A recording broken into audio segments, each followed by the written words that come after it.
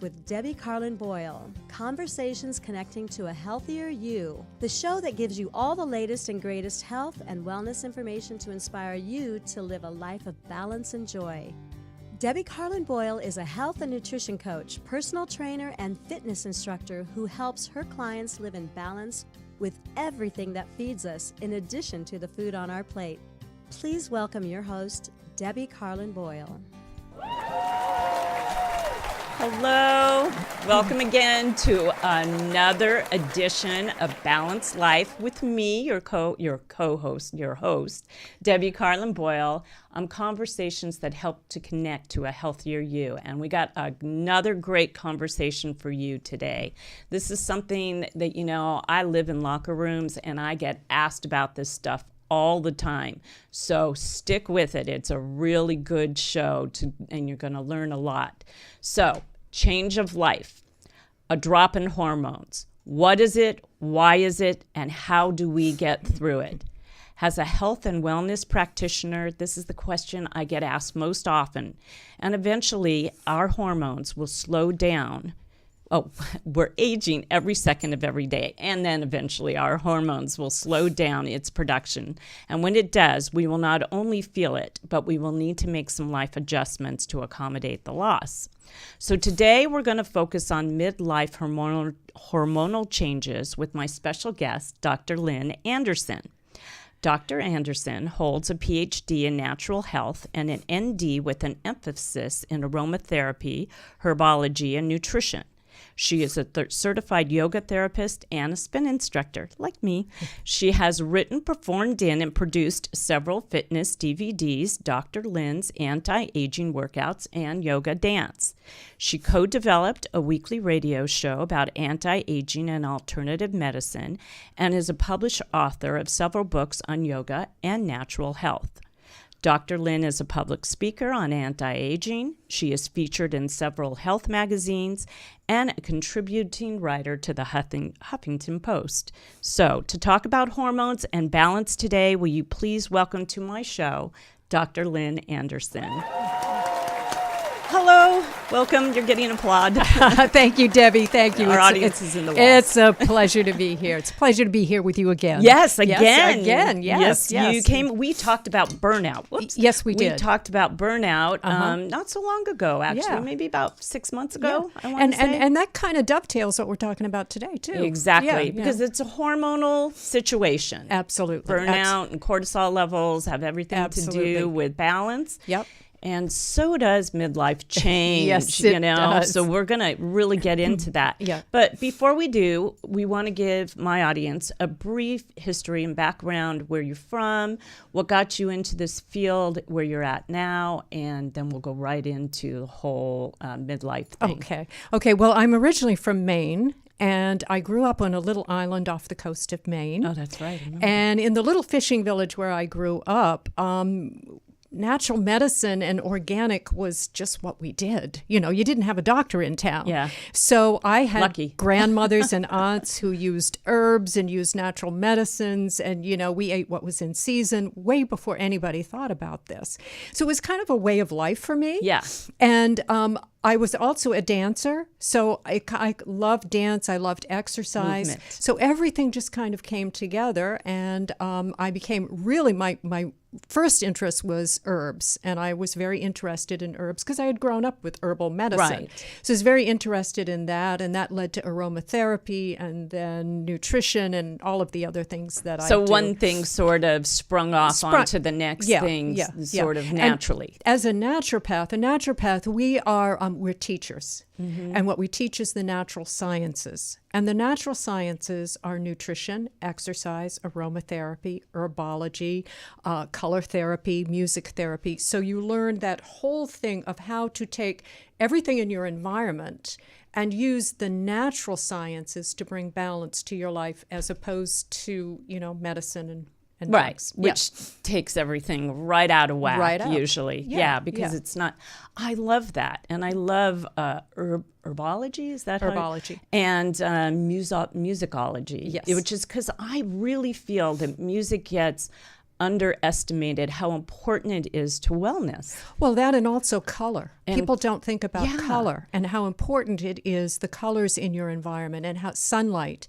We evolved under natural sunlight. Right. We evolved outside. Right. You know. As many living things do. Absolutely. So how you create your environment is as important on the outside as what you're putting on the inside environment. It's so true. Yeah. So true. And, it's just people like us who are trying to get that message out there more globally so people understand, all these things that help you live a balanced life without reaching for chemicals Right, exactly. and processed things, which include medications. Right, because that's not, it may put a Band-Aid on something temporarily, but it isn't going to fix it.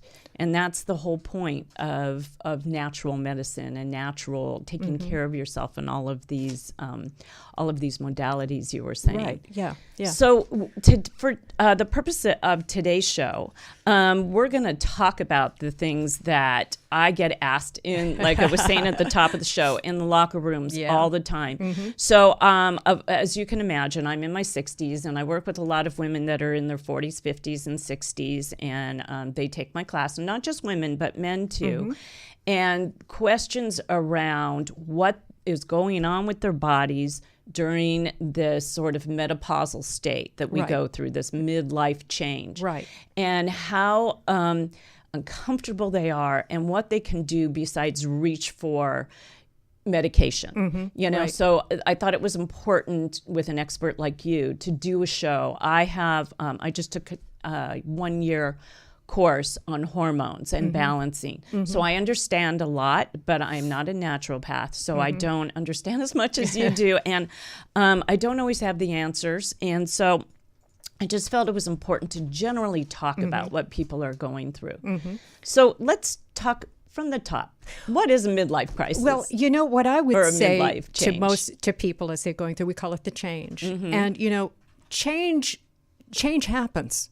It's happening all the time. Like what I was saying. Changes continue. You can't growing stop every it. second of every day. We're getting older. It's the one thing. The only thing you can be absolutely sure of in this world is there will be change. Yeah. That is the only thing you can be absolutely love sure that. of. You know? Absolutely true. And with change, there's always a loss, but there's always a gain. Okay. And too often, I think we focus on the loss and we get, I'm losing my youthfulness. I'm losing. This is what I'm losing. We don't focus so much on what we're gaining. Right. The wisdom end of it. Or perhaps at the body, it's time to change and make those kinds of changes. And how do we make those successfully? Right. That's the key. Successfully, to make them so we feel good. So we feel good. The change in, and I see this a lot, men too, but women especially, once again, they're more what I'm surrounded by in my practice. But I see them getting discouraged or depressed over, the wrinkles, or we talked about earlier, the loss of hair, which we'll talk about. And so the things that they're losing their youth. Right. Which if they understood, but they're gaining this wisdom and this all of this background that young people just don't possess, just because they physically, have the elasticity of their skin and, the ability to run faster doesn't mean they have what we have. But what I see at midlife and beyond is I see an inner beauty,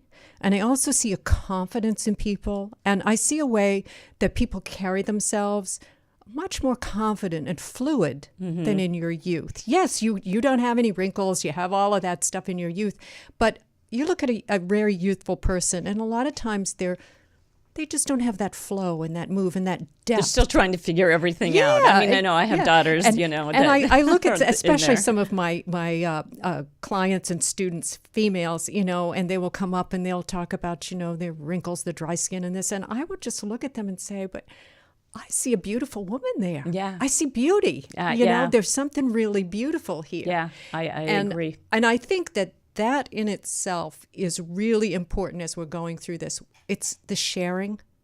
Because I can't tell you how many people will come up to me and they might talk about something that's happening to them. And I might say, me too. And they're like, wow. Yeah, you're going through that. Look at Wow. you, and you're so and you feel energetic. it. You look like this, and it makes good. them feel a little bit Yeah. like, we're all there together. Yeah. I had a conversation with a woman the other day, and we were talking about high heels.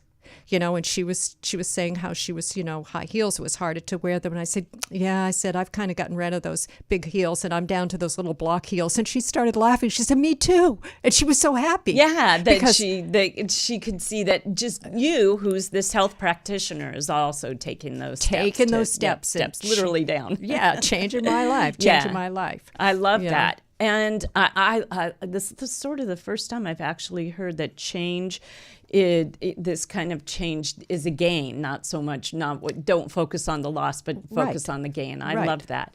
So let's talk about the loss. So hormonally, we'll get a little bit more scientific about it, but hormonally, what's going on and what is change of life? Well, for a woman, your estrogen is dropping down. That's Right. what happened. You're not producing as much estrogen. Because we're not producing eggs. You don't need it anymore. We're not, and Mother Nature is really reproduce. miraculous. Yeah. I mean, it's sort of like, okay, your baby days are done. You're an older person now. You're in a different focus in your life. So that part of your life is done. Right. And so the estrogen, we have a drop in estrogen. Now, what we have to understand is our hormones are very important for a number of things. Sometimes we think of them just in terms of sexual. And yes, that is part of it, testosterone, estrogen, but there's progesterone, there's all kinds of hormones. And hormones do all kinds of different things. But they regulate us. Exactly. So when estrogen drops down, there's a shift and a change. There's a change in the balance of the chemistry of your body. So your body is changing. And that's what you're going through in midlife. So the skin changes a little, the hair changes. Obviously, women stop menstruating. For men, they go through it too. They begin to lose the muscle tone. It's when the little belly comes out. I mean, that's what happens. It is. Wrinkles. That's what happens as we go through. So it's part of the aging process. Part of it, yeah. But for, a lot of the women I talk to, I mean, we're talking about the hypothalamus. And what is this? Tell my audience what that is. Well, the hypothalamus kind of is a regulator, right? Like it's part of the limbic system. Yeah. The limbic system is at the base of your skull, and that's what we call the primitive brain. And all of your basic functionings take place in the limbic system. The hypothalamus, its job is to regulate your sleep, your wake, your heat, your cooling, your thirst, your hunger, your sex drive. That's what it does. It does the basic drives. So the hypothalamus is very important when we're talking about hot flashes and things like that. It's very important to have that balanced. Because that's where the hot flashes come from. It's not like, I know it's internal temperature change, but it's coming. But that's regulating your internal temperature. That's where your internal temperature is being regulated. Right. It's like there's a little computer up there, and that's the hypothalamus has that job, and the hippocampus has that job, and everybody has their little job. Their little job. Yeah. And when you have a loss of hormones, estrogen, especially for women, it throws the hypothalamus into that's when it causes you to have night sweats and to have maybe your hot sleep, flashes, your sleep and your is sleep is disturbed and all of that. So to me sometimes it seems like I don't know, kind of a miss of nature in that if you are taking care of yourself as you're aging, and then to have that happen sort of anyway, you're going, no, wait a second, why is that happening? And then we have to, the big key here is to understand how to readjust and what to do to counterbalance that. So we can put ourselves back into a homeostasis condition as opposed to having to suffer through it, let's say.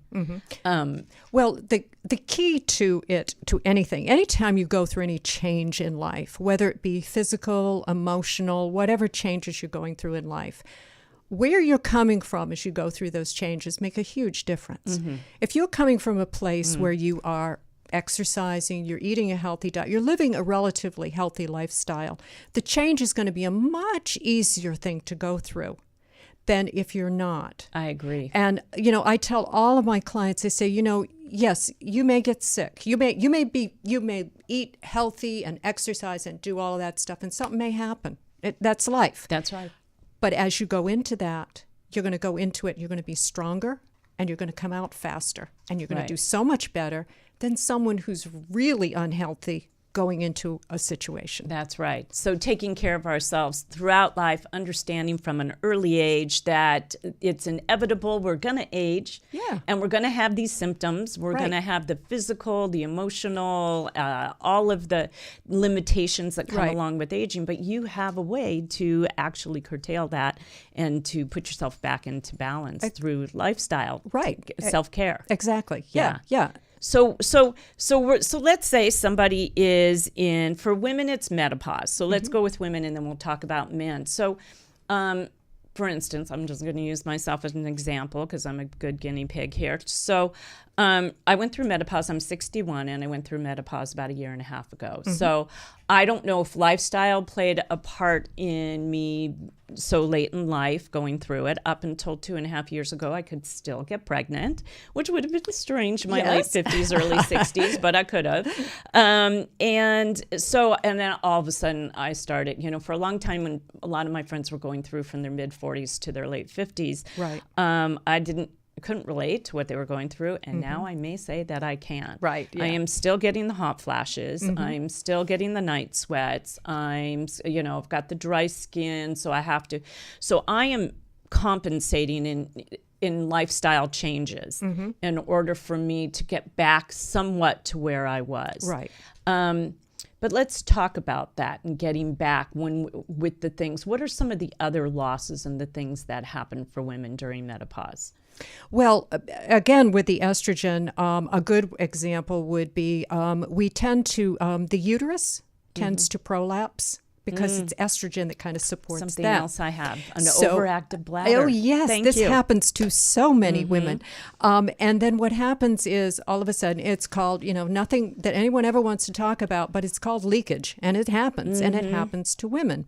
In my exercise class, every single Thursday, I make the women line up and we do some Kegels. And I always say to them, ladies, you wouldn't do these today without me. And they all shake their head. But we do those pelvic squeezes because there is a muscle in there, and you've got to keep that muscle nice and strong. That's one way to counteract the effects to keep of from that. the prolapse. Yeah. Love it. Love it. So that is one thing we can do. Diet is very, very important. And when we'll talk about the hypothalamus, because that's a good one. Now, the hypothalamus, of course, needs estrogen. So one of the things to really focus on is making sure that you're putting phytoestrogens in your diet. And that's plant-based estrogens. Plant-based. Which are natural estrogens. Estrogens. And what are those? What people don't really understand is with plants are living organisms. That's why herbology and aromatherapy. They have proteins, they have fats, they have sugars, they have everything we have. They have hormones. They have everything that we have. So many people don't know that. It's just they're rearranged differently. Yeah. So if you take something that is most complementary to you and use it, that's herbal medicine, you're probably going to do much better off than if you take a chemical which has no connection to, it's inorganic. It's not organic. And you try to put those together, you're going to have problems. So that's why nutrition is so very important. So what would you suggest, and I have studied this quite extensively, but for my audience, what would you suggest are the best things for things like night sweats, hot flashes, disturbed sleep, prolapse in your bladder? What would be some good herbs and some suggestions? Well, I'll give you, this is a really easy one. It is chamomile. Now, chamomile as an herb, and we'll use it as an aromatherapy, as an essential oil. Chamomile is, you can get it anywhere, chamomile tea. It's really a very safe, I will add here that if you are using herbal medicine and you are using aromatherapy, you really should work with a practitioner, because herbs can be they can cause problems too. That's right. So you have to work with someone who knows how they work with whatever medicines you're on. So that would be a natural path. Right, because herbs are very strong. but chamomile is pretty easy. And the tea, you could drink it. That would be soothing to you to go to bed at night and sleep better. Now, chamomile, the good thing about chamomile is chamomile happens to be a phytoestrogen. Okay. So you have estrogen coming in. Now, chamomile is known also as something that's a sedative herb. So herbs have different properties. Like, for example, that's a sedative. You might have an herb that's an antibiotic, an antiviral, antiseptic. Herbs have different qualities. Some herbs probably give you energy. And mint. Yeah. That would be a good example. Yeah. You know, when you taste mint, Yes. you kind of... I put mint in everything. Yeah, I put them in my that brings you up. smoothies. Yeah, my salads. But chamomile has a sedative quality to it. Now, little science here. Chamomile happens to be a really good source of calcium. Calcium is a mineral that helps you to calm down. It balances you out. It brings back your energy. Hence, we have the old wives' tale of a warm glass of milk before you go to bed.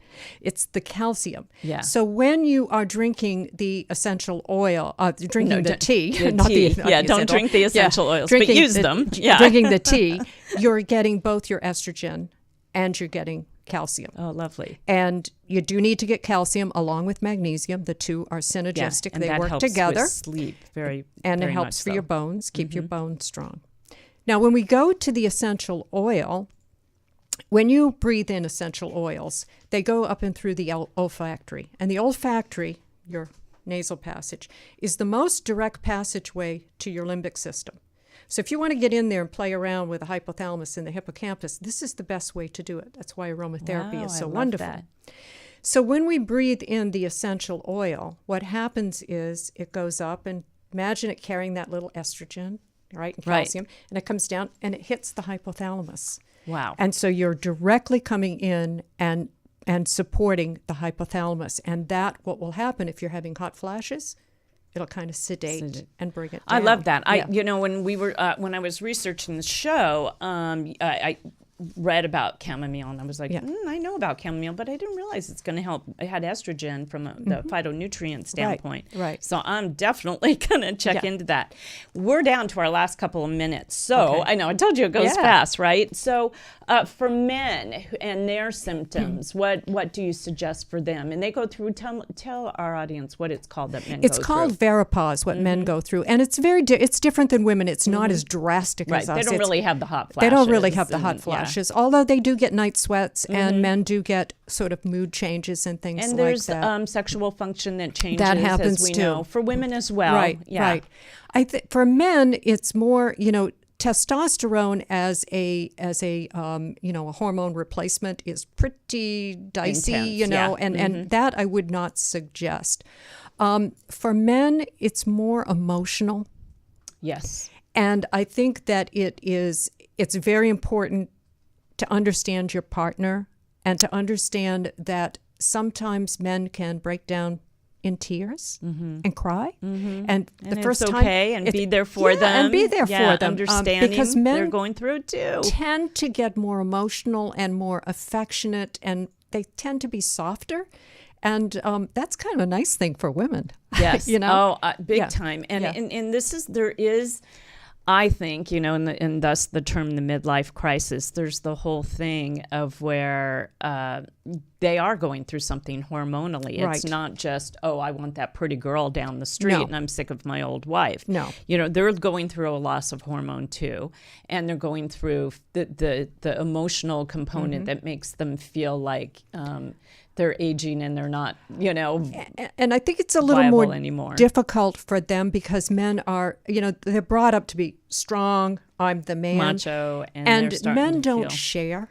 No. They don't share. So as they're going through this, it can be very confusing for a man. It's like, well, I can't tell the guys in the locker room, and I don't want to talk to the and they don't really know who to talk to about they're very it. confused. It's confusing. And Right. so a lot of marriages, what I was going to say, start to get compromised and a lot break up during that time. I know mine did. Absolutely. So, and it wasn't those reasons, but those changes along with actual circumstantial changes Right. were not making it easier That's- for us to get on correct. the same page. So, and it takes two, but the understanding there wasn't so harmonious, should I say. Yeah.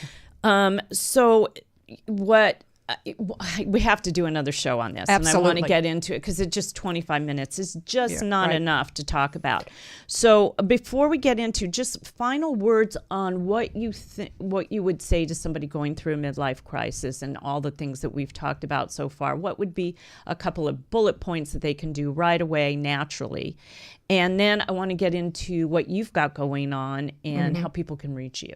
Well, So, I would say the first thing is exercise. Get out and exercise. I don't Just care move. if it's Get just a things walk. moving. Get moving. That's one of the things there. And we don't have time enough to go into this, but there's all kinds of research studies that have been done on people going through midlife and dance and exercise and yoga and the benefits of it. And these are actual research, projects that have been done. Eat a healthy diet. That's, those are two put in your body no-brainers. has everything to do. But Yeah. I would also say socialize. Get out and communicate and talk. I love it. And talk with people your own age and just, as women support each other. We grow up as women and from the time we're young, we compete. It's at this point that there really has to be a good sisterhood there, Yeah. Because we're all going through it together. I agree with you 100%. I've been in a book club for over 20 years. I've got an event with my book club tonight. And I have to tell you, our sisterhood is unbreakable. Yep. Unbreakable. We've seen it all. We've gone through death, divorce, we've remarriages, loss of children. I mean, it just, and the support that we give each other is unbreakable. Unbreakable. Right. And you've got a lot of stuff coming out. There's a way that people can get your DVDs because you have dance yoga that I talked about at the top of the show. You just shot a pilot for a health and wellness show. We did. That's going to be, hopefully that'll be going on to JLTV. And from JLTV, it'll be going up to a YouTube channel. And then we have a couple other things in the pipeline where we hope it'll go to. And it is called Dr. Lynn's Functional Fitness. And it addresses every bit of this. It is for the 50 and older. And it's all about doing exercise. And there's always a nutrition tip. And there's something in there to kind of keep you focused and keep you functioning. Because as I like to say, what good is form without function? I mean, function is it, folks. I love it. Yeah. Our form may be changing. Right. Or maybe we're not young with all those curves, but we still can function. Yeah. Good one. Yeah. Love it. And tell the audience how they can reach you. They can reach me at drlynn.com. So it's DOCTORLYNN.com. That's my website. My email is there. I do answer emails, so they're welcome to email me. And if you go to my website, there's those little things up there for Facebook and the blog and LinkedIn and Twitter. You can follow me on any of those. That is fantastic. I love this. We must continue. We must. have to. We just because we have so much fun, we Debbie. just hit the tip of the iceberg, just the tip. We have to keep it flowing. Right. So I didn't say at the top of the show, but Fit by Design, my company is called Balance Life, but Fit by Design is my Facebook page. So if you go there, you can ask Dr. Lynn a question right under the announcement of my show today, and she will get back to you on anything that we talked about today. So keep the conversation going. And as always, I just want to hope that you stay connected to a healthier you. Bye, everybody. We'll see you next week, and thank you. Thank you.